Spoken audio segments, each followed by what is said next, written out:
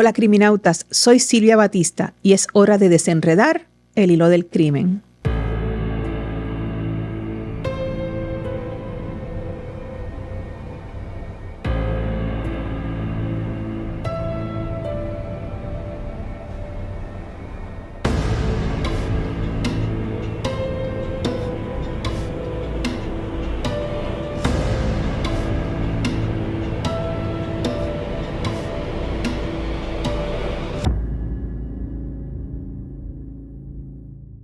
...22 de agosto del 2016.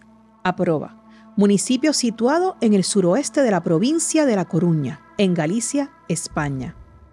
Son cerca de la 1:20 de la madrugada y Diana López llama a su hija para preguntarle si quería que pasara a recogerla. Su hija, quien se llamaba como su mamá, le responde que no hace falta, que en un rato estaría en casa.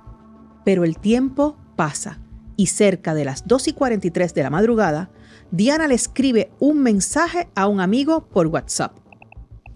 En ese mensaje le cuenta que estaba muy asustada porque mientras iba caminando a casa, un hombre le había dicho: Morena, ven aquí. El trayecto desde el lugar donde estaba Diana hasta su casa, donde la esperaba su mamá, era de unos 20 minutos. Esta es la historia de una joven que nunca volvió a casa y de la incansable búsqueda que reveló lo peor del ser humano, porque hay noches que ocultan secretos y hay verdades que no pueden permanecer enterradas para siempre. Bienvenidos al Hilo del Crimen. Hoy les contaré la historia del caso de Diana Kerr. Vamos a comenzar. Comencemos con una cronología de los hechos.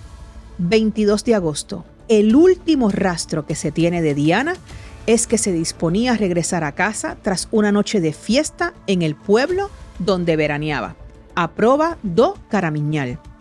Es un pueblo costero. Los mariscos son parte fundamental de su economía. Recordemos esto. En Aproba se celebran sus fiestas en agosto, fiestas de la Virgen del Carmen de los Pincheiros. Y en Puerto Rico nos queda mucho de nuestra historia, siendo colonia de España, y las fiestas son parte de ello. Cada pueblo en Puerto Rico tiene sus fiestas patronales, que son celebraciones anuales en honor al santo patrón de cada municipio. Son festividades que se originan en la fundación de los pueblos, de los municipios, que según la tradición católica se hacían bajo la protección de un santo. Pero regresemos a los hechos. Diana se despide de sus amigos cerca de las 2:30 de la madrugada para irse caminando a casa. Como les conté anteriormente, el trayecto hasta su casa era de unos 20 minutos aproximadamente. La madre de Diana cuenta que habló con su hija, como ya les dije, cerca de la 1:20 para preguntarle si quería que fuera a recogerla. Diana le respondió que no hacía falta y que en un rato llegaría a casa. Algunos testigos afirman haberla visto cerca de las 2:30 de la madrugada en el paseo marítimo de Apobra, trayecto que debía tomar para llegar a su hogar. Durante el camino, a las 2:43 de la madrugada, es que Diana le envió el mensaje a su amigo por WhatsApp, contándole que estaba muy asustada porque el hombre del que hablamos le había dicho: Morena, ven aquí. La madre de Diana despierta y se da cuenta que su hija nunca llegó y denuncia la desaparición de su hija y empieza la búsqueda. La policía realiza una reconstrucción de los últimos movimientos de Diana luego de entrevistar a familiares y amigos. Pasan varios días de búsqueda por parte de la policía, de preguntar a los amigos, a los posibles testigos, y nada. El 6 de septiembre se hace un estudio del posicionamiento del teléfono celular de Diana, el cual revela que ésta se movió rápidamente hasta Taragoña, lugar en que fue detectado a las 2:58 de la madrugada del día de su desaparición. De estos datos se infiere que la joven debió haberse desplazado en un auto la noche en cuestión y se amplía la zona de la búsqueda. Es importante recordar que no se necesita el aparato físico, ya que los operadores de telefonía móvil pueden calcular la ubicación general de un teléfono por las antenas a las que se conectó un número en específico para tener señal. Pero pasa septiembre y casi todo octubre y no sucede nada. Hasta el 27 de octubre, cuando un mariscador, la persona que tiene por oficio recoger los mariscos, encuentra el aparato, el teléfono celular de Diana en un lugar próximo a la última señal registrada por el dispositivo. La hipótesis de una desaparición forzada empieza a ganar peso. Se siguen investigando los posibles escenarios. Se buscan testimonios, pistas, cámaras de seguridad, cualquier indicio que pueda ofrecer información sobre el paradero de Diana. Además, no olvidemos ese último mensaje que Diana envió a su amigo mientras caminaba a casa. Se llega a mediados de noviembre. Se investigan las cámaras de seguridad en el intervalo entre ese último mensaje y el posicionamiento del celular. Y la Guardia Civil identifica 2 posibles autos en los que pudo haber viajado Diana. Entre ellos está el de José Enrique Abuin, conocido como el Chicle. La trayectoria de los teléfonos celulares de Diana y el Chicle coincidía. El 30 de noviembre, el Chicle y su esposa son llamados a testificar en calidad de testigos. El Chicle declara que la noche de la desaparición estaba robando gasoil con su esposa, la cual confirmó la versión del Chicle. Qué sincero el Chicle, ¿no? Sin embargo, el teléfono de su esposa la ubica toda la noche en su casa, siendo este dato incompatible con la versión dada por ambos. Posteriormente, el Chicle facilita un número de celular distinto y posteriormente uno reseteado. También accede a que se examine su vehículo y no se halló ningún tipo de prueba ni indicio incriminatorio. Y llegamos al 2017. Exactamente el 5 de julio, la Guardia Civil por fin consigue desbloquear el teléfono celular de Diana. Es importante que dejemos claro que el proceso de desbloquear un teléfono celular no es tan fácil como parece. Hay que tener en cuenta que para desbloquear un iPhone no puede emplearse la fuerza bruta, ya que tras varios intentos fallidos, el teléfono se reinicia automáticamente y se pierde todo lo que hay en su interior. Apple no pone las cosas fáciles. Expertos en el tema afirman, y que cada uno valore las razones por las cuales ellos hacen eso, que ya sea terceros o gobiernos o quien lo quiera darles acceso a los teléfonos por las razones que sean, sería poner el contrato de sus propios usuarios en una situación vulnerable. Hay que ver. El 22 de agosto hacen una reconstrucción de los últimos pasos de Diana. El 29 de diciembre, recuerden que estamos yendo sobre los datos cronológicamente, el intento de secuestro y agresión sexual de otra joven en Boiro desencadena la detención del principal sospechoso de la desaparición de Diana, José Enrique Abuin, el Chicle, contra el que no se habían podido reunir pruebas suficientes hasta ese entonces para detenerlo por la muerte de Diana.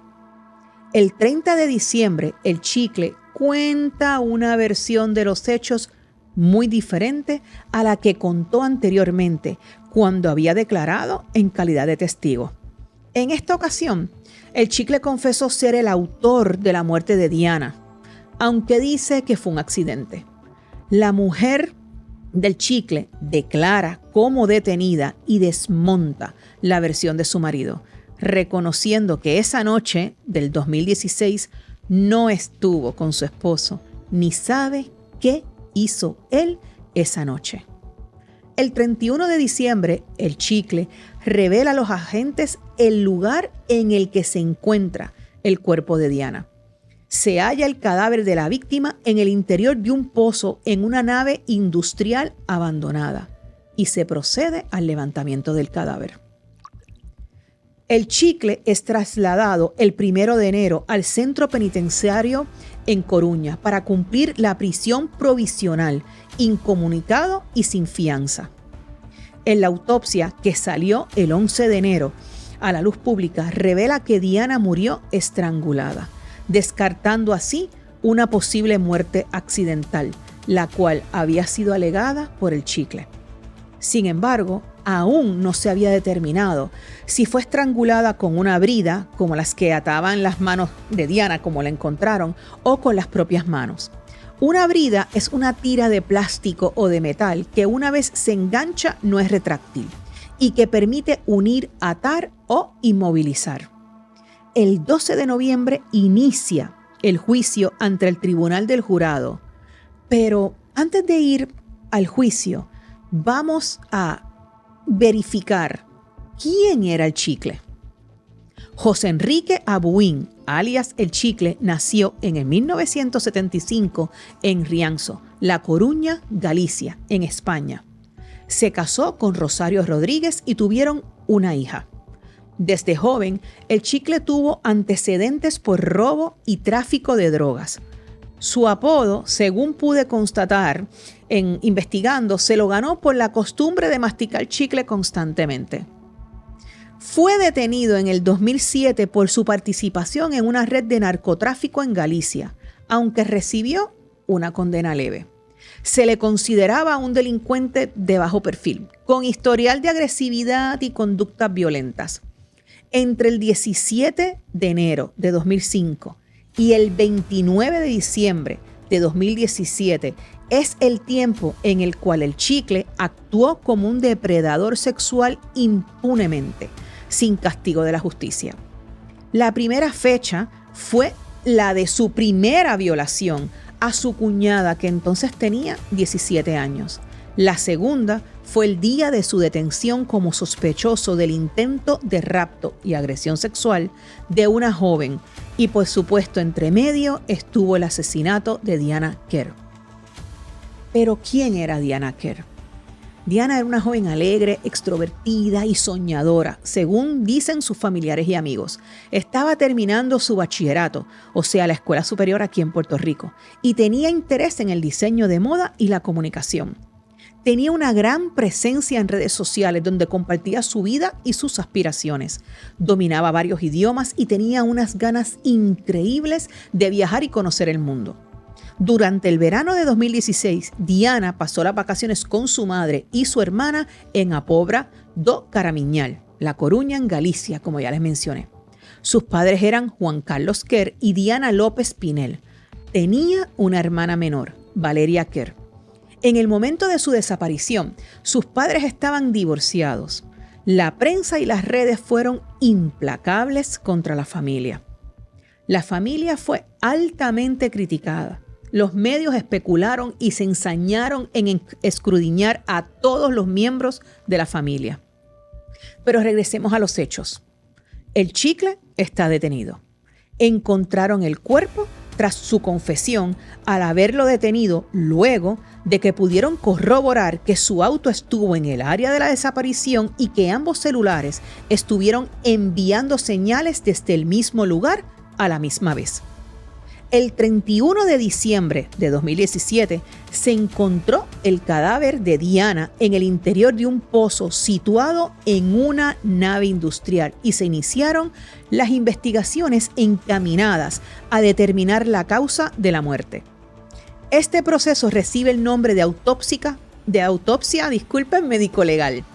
El cadáver se halló completamente desnudo. La postura en la que se encontró el cuerpo de Diana es calificada por los agentes como antinatural, ya que estaba colocado boca abajo y en estado rígido, con las piernas entreabiertas. Sobre las 10:30 del citado día, con la llegada del médico forense y la jueza, auxiliados por la Policía Judicial de A Coruña, se procedió al levantamiento del cadáver. En la extracción del cuerpo participaron 2 buzos de la GEAS, el Grupo Especial de Actividades Subacuáticas. El cuerpo sumergido a 8 metros de profundidad. La profundidad del pozo era de 10 metros. Estaba atado a 2 bloques cerámicos. Uno de los buzos que intervino en la extracción del cuerpo relató que el cadáver estaba completo, pero que durante el proceso de extracción se produjo el desmembramiento de algunas partes del mismo, entre otras el cráneo. Después de tantos meses sumergidos en el agua, la extracción entera fue imposible. El cuerpo estaba saponificado. Esto es, que la grasa corporal se había transformado en una sustancia viscosa similar al jabón por el efecto de la acción del agua. Un dato relevante fue la posición en la que fue el cuerpo hallado. Estaba colocado en sentido inverso, es decir, con la cabeza orientada hacia el fondo del pozo y los pies hacia arriba, orientados hacia los lados. Las rodillas estaban un poco flexionadas, las piernas entreabiertas a modo de arco y la espalda totalmente rígida y curvada hacia atrás. Un buzo experto en rescates en espacios reducidos puso de manifiesto que lo habitual habría sido encontrar el cuerpo en posición fetal y flácido. Según el especialista, si previo al momento de la muerte se sufre un shock o una situación traumática, el cuerpo puede producir una gran cantidad de adrenalina, quedando en absoluta rigidez. El hecho de encontrar el cadáver en esa postura tan extraña, es decir, invertido y con las piernas entreabiertas, revela que algo traumático pudo haberle sucedido momentos antes de morir. El cuerpo estaba completamente desnudo. Los 2 bloques que mencioné que eran cerámicos, aquí en Puerto Rico se podría decir que eran de concreto, estaban atados al cuerpo por un cable. Es importante señalar que este cable no fue hallado en ninguna otra zona del sótano, con lo cual no cuadra con la versión dada por el Chicle, que dijo que había arrancado el cable de una viga del sótano. El cráneo de la joven conservaba una zona con cuero cabelludo. El cabello era largo y oscuro. Enredado en el pelo se encontró una brida de plástico de color negro, cerrada, de unas 27 pulgadas de largo y 9 milímetros de ancho. Alrededor de la brida se hallaron restos de cabello. En el cabello de Diana se encontraron 5 pupas de díptero, de mosca. Su presencia revela que el cuerpo de la joven no siempre estuvo sumergido en el agua, sino que durante un periodo de tiempo permaneció en la superficie, momento en que los insectos entraron en contacto con el cuerpo. Si el cadáver hubiera permanecido todos esos meses sumergido, no se habrían encontrado insectos en el cuerpo. Los forenses que participaron en la autopsia localizaron en el cuello de la joven una fractura en el hueso hioides, que señalaba como causa de la muerte el estrangulamiento. Del estudio del esqueleto, los forenses concluyeron que el cuello fue una zona lesionada por la acción de un amarre. Y esta fuerza ejercida sobre el cuello fue la causante de que el mismo se descompusiera antes que otras zonas del cuerpo. El hecho de que el cuello y las muñecas estuviesen más deteriorados indicaba que en esas zonas se había ejercido una mayor presión compatible, por ejemplo, con la acción de una brida en el caso del cuello y con el amarre de las manos con cintas adhesivas en el segundo caso. O sea, en el caso de las manos. El doctor Pampín, que fue el encargado de la revisión de la autopsia, declaró en el juicio que del análisis de las imágenes tomadas al cadáver, observó la presencia de un edema en la zona genital compatible con un acto sexual. No halló, sin embargo, otras lesiones compatibles con una agresión sexual, pero el citado edema pudo ser fruto de un acto sexual con movimientos repetidos con la fuerza suficiente y violenta como para quedar fijado en el tiempo por medio del edema. El juicio comenzó el 12 de noviembre en la audiencia, o sea, ahí fue que comenzó. Primero declaró el único acusado, José Enrique Abuin, como hemos dicho, el Chicle. El Chicle expuso que agarró del cuello a Diana con sus manos después de que ésta lo viera robando gas oil para evitar que gritara y lo delatara. La presión ejercida fue tal que cuando se dio cuenta había acabado con la vida de la joven. La metió en su auto con la intención de deshacerse del cuerpo, arrojándolo en la desembocadura del río, pero cambió de idea cuando vio gente en el área. Fue entonces cuando tiró el celular de Diana por la ventana.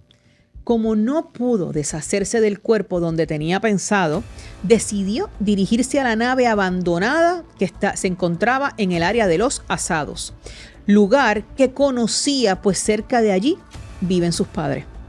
Una vez en la nave se deshizo. La nave es como un área que está un edificio y tú puedes ver como si fuera en Puerto Rico diríamos como si fuera la parte inferior de un edificio y tú puedes ver las columnas y está esa parte como un sótano.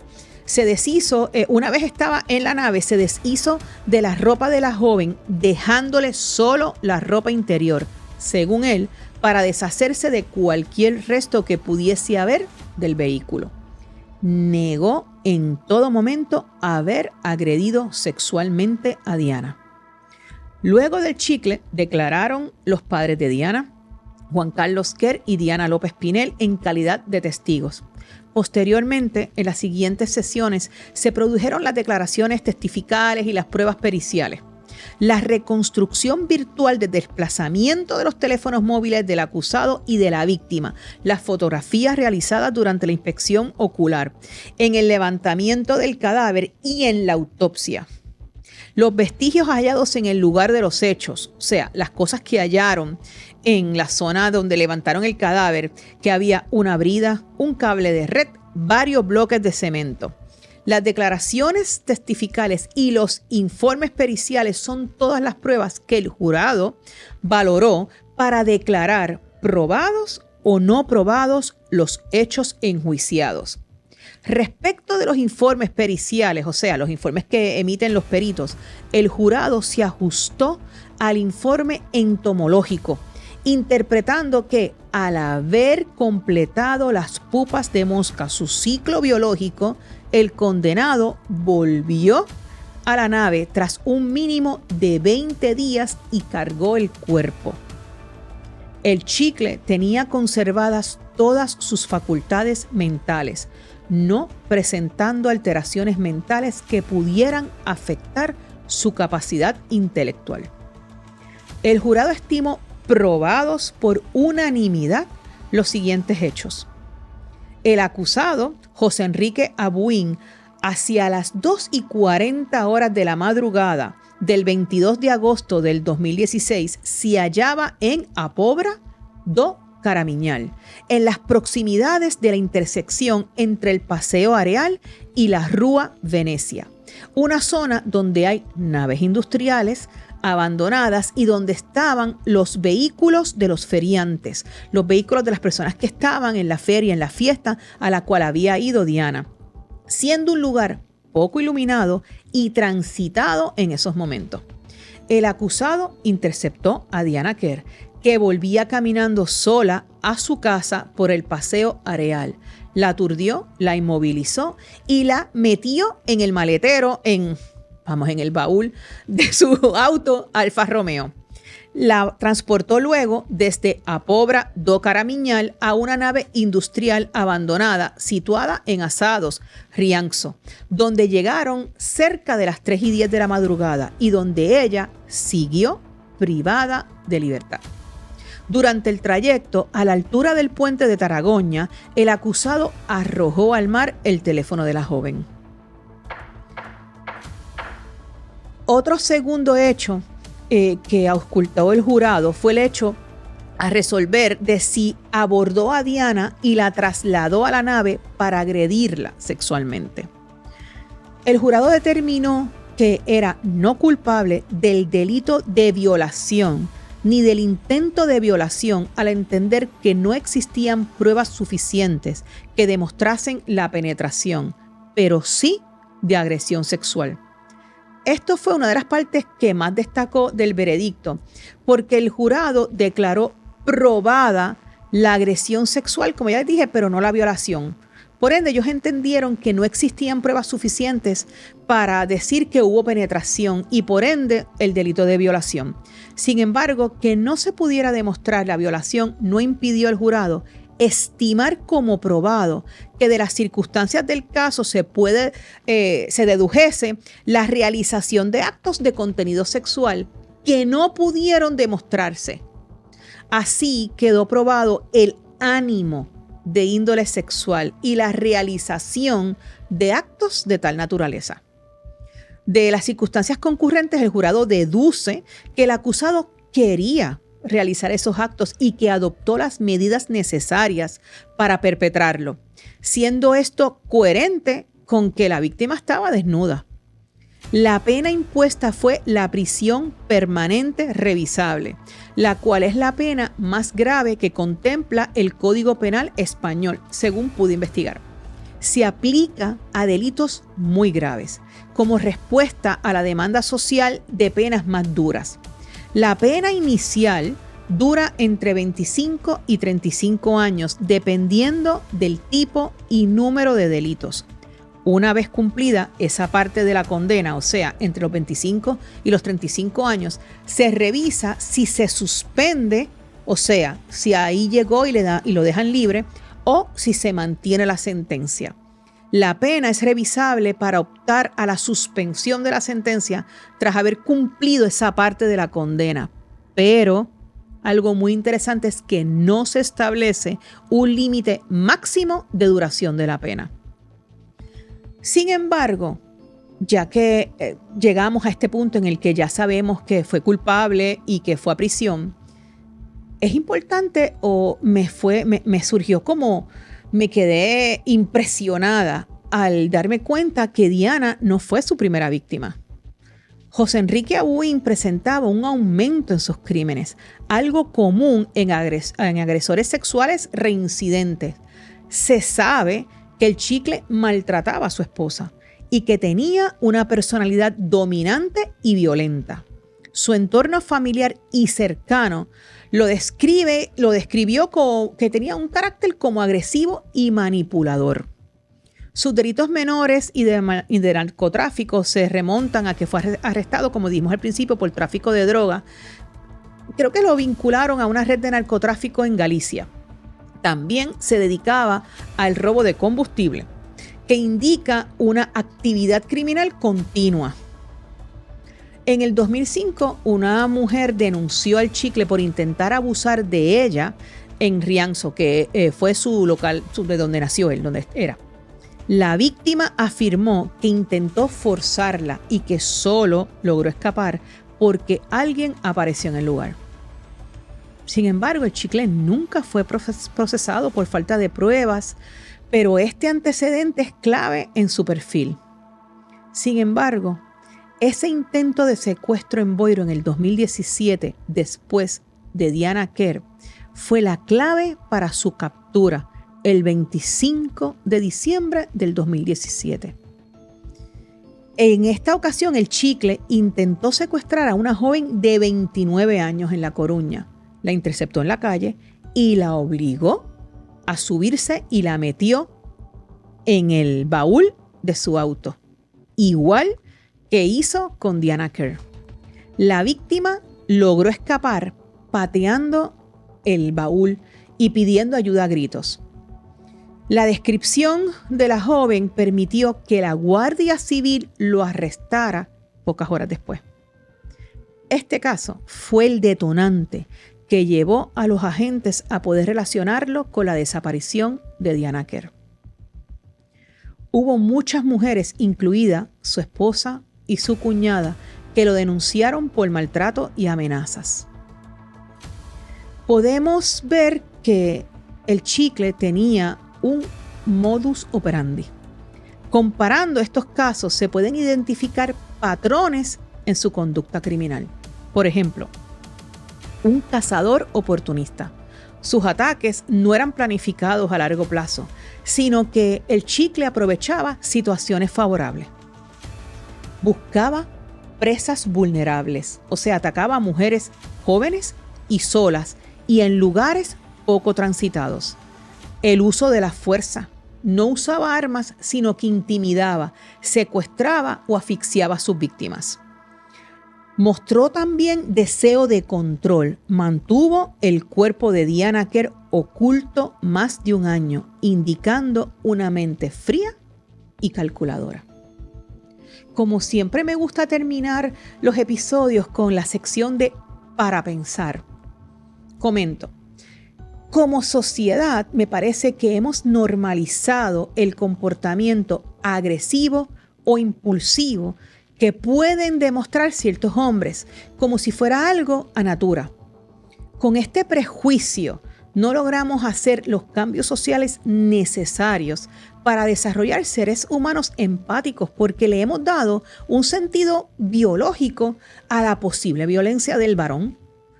Pero si comprendemos que lo que construye a un ser humano en la niñez es su entorno, me pregunto, ¿podríamos minimizar las violencias? Para pensar, ¿no? Estos datos de José Enrique nos dejan muy claro que cuando la justicia llega tarde, siempre pagan víctimas inocentes. Eso es todo, criminautas. Gracias por estar, gracias por haber escuchado. Espero que les haya gustado este episodio. Los invito a que por favor entren al canal de GW5, que le den like a su contenido, que le den like al episodio, que me comenten y que, como siempre, si me quieren decirle algún caso que quisieran que investigue, pues se los agradezco. Gracias por estar.